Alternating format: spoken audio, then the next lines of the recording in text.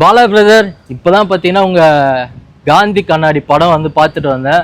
ரொம்ப எமோஷ்னல் ஆயிடுச்சு. என் கண்ணு பார்த்தீங்கன்னா தெரியும் கலங்கி இருக்கும். ஸோ வந்து ஃபர்ஸ்ட் ஹாஃப் ஃபுல்லாக செம்ம ஃபன்னாக வந்து ஜாலியாக வந்து போயிட்டு இருந்தது. செகண்ட் ஹாஃபு ஏன் அழுவ வச்சுட்டீங்க அப்படின்னு தான் இருக்குது. அவங்க 2 பேர் ஆக்டிங்கும் வந்து வேறு லெவலு. அது வந்து பாலாஜி சக்திவேல் சாராக இருக்கட்டும், அவங்க கண்ணம்மான்ற கேரக்டர் பண்ணியிருந்தாங்க அர்ச்சனா, அவங்களும் acting super. Screen play, script, direction எல்லாமே பார்த்தீங்கன்னா பக்காவாக வேறு லெவலில் எடுத்துகிட்டு போயிருந்தீங்க. அதோட பார்த்தீங்கன்னா உங்கள் ஆக்டிங் ஃபஸ்ட்டு படம் மாதிரியே வந்து தெரியல. நிறைய பேருக்கு வந்து இன்ஸ்பிரேஷனாக இருக்கீங்களே. டேரக்டரோடையும் இது பார்த்தீங்கன்னா ஃபஸ்ட்டு படம். அவர் வந்து ஒரு இன்டர்வியூ வந்து குத்துந்தாரு. அந்த இன்டர்வியூ மட்டும் பாருங்களேன். ராயபுரம் பொறுக்குப்பேட்டை பக்கம் போஸ்ட் ஓட்டிட்டு இருந்த பையன் டேரக்டர் வந்து அவ்வளோ வந்து கஷ்டப்பட்டு பேசுகிறாரு. தேட்டர் வந்து தர மாட்டுறாங்க, ரிலீஸ் பண்ண விட மாட்டுறாங்க, பேனர் வைக்க விட மாட்டுறாங்க.